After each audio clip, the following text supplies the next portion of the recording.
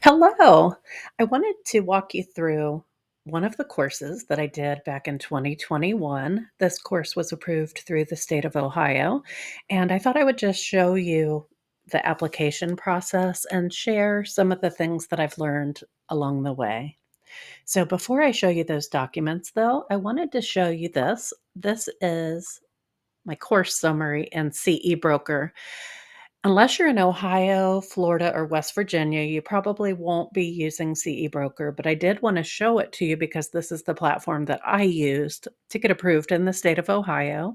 And they are working towards a national platform where you could actually upload your courses on demand by the end of this year. So stay tuned for that. But whatever organization you apply for is going to have some sort of account or platform where you can look at your course approvals. So this is what mine looks like. This course was approved in October of 2021 and it was good through October of 2022. It was approved for both live and on demand. And this is my course approval number, which is very important. You're going to need that for lots of different things, especially your certificate. And then there's a list of all of the different professions that it was approved for. This was approved for 3 credit hours for social worker, social work assistant, marriage family therapist, and clinical counselors. And again, that's just going to depend on who you apply through. So you'll want to pay attention to all of that. And then it just has my course title and my tracking number, the delivery method, the description, and the objectives. And this particular course was also available to take live right here on CE Broker. And I had it set at $15 at the end. I had put it on super sale for the last week before it expired. And prior to that, it was a $60 course for 3 credit hours. Okay, I wanted to show you my application materials for this training from October 2021. And I keep everything in a folder called CEU Trainings and Presentations. And then I keep it organized by naming everything with the month, the year, where it was approved, and just a keyword of what the topic was about. So we're going to look at this October 2021 Ohio burnout. And first, I wanted to show you this course agenda. This is very important.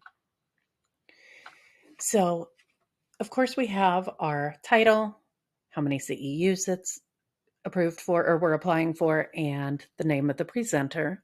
We have a description, and keep in mind that this description is often going to be the description that's used in your marketing materials. So you want to think about that.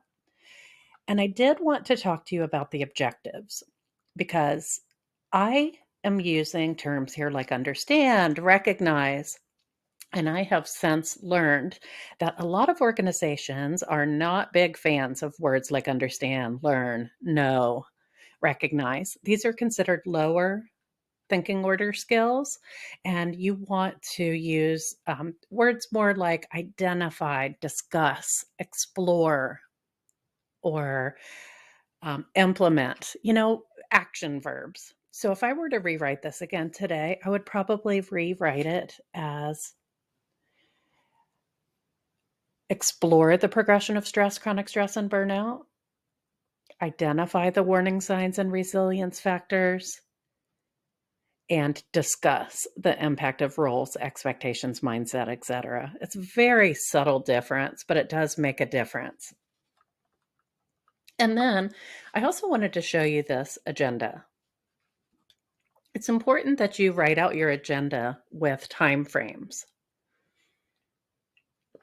And of course, you're human. These aren't going to be perfect, but you want to get them as close as possible to what your actual presentation is going to look like. And the great news for you is once you have this done, this is the skeleton. This is the outline to create your actual course slides.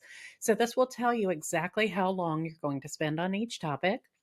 And they usually also want to know what methodology you're using to teach. So like lecture and slides, or some people might say didactic learning or Socratic questioning, or I usually say lecture and slides. And then I will say things like discussion or small group discussion or guided meditation, or we might do a writing exercise or a journal exercise or time for Q&A. So you just want to put that in there. You will want to take a look at the requirements because some organizations are very strict about how many minutes you actually have to be teaching versus if you're allowed to take a break. In Ohio, they do not allow a built-in break. So if I take a 10-minute break or a 15-minute break, I will have to make my presentation 15 minutes longer. So like a 3-hour CEU with a 10-minute break is going to be a 3-hour and 10-minute CEU. Some of them do allow for like 55 minutes counts as an hour. So you'll just want to look at that. Okay, so I've got this broken out in my first, second, and third hour. This is what I turned in with my application. You know, you can allow time at the end for guided meditation and closing remarks. Most of the times when you go to a CEU, they will allow a few minutes at the end to fill out that evaluation form, but you're not really supposed to, at least in Ohio. You're supposed to be presenting the entire time. So just take a look at that for whatever organization. And remember that this then is your outline that you're going to pull back out when you create your slides. Okay. Most of the time you will be required to turn in a sample certificate. So here is my sample certificate, and I just made this in Microsoft Word. I'm happy to share this with you if you need it to use as a template or an example, but you can just make this in Microsoft Word. They do have templates available, and you want to make sure it has the name of the provider across the top and the organization that you're approved through. You're going to need your participant's name, their license number, the name of your course. You're going to need a date, how many hours it's for, and a space to put the approval number when you get it. Remember, this is just a sample. This is not your final certificate, but they do want to see a sample of what it's going to look like. And then down here, notice these hours, ethics, supervision. Anything that you have that's required as a special type of CEU. So maybe you have suicide prevention or cultural competency. You can put those down here. And then if it is for distance learning, you want to put that as well because some states have limits on how much distance learning you can do. So that's a sample certificate. You will need a sample of your course evaluation. And this is kind of tricky as far as the formatting, but I put this together in Word as well. And you are always going to be required to have a course evaluation, whether it's live or on demand. If it's live, it could be as simple as printing this out and passing it out. It could be something that you have on a Google Doc, or it could be in a fancy course platform embedded into your course. But for the purposes of your application, most likely you're going to need a sample.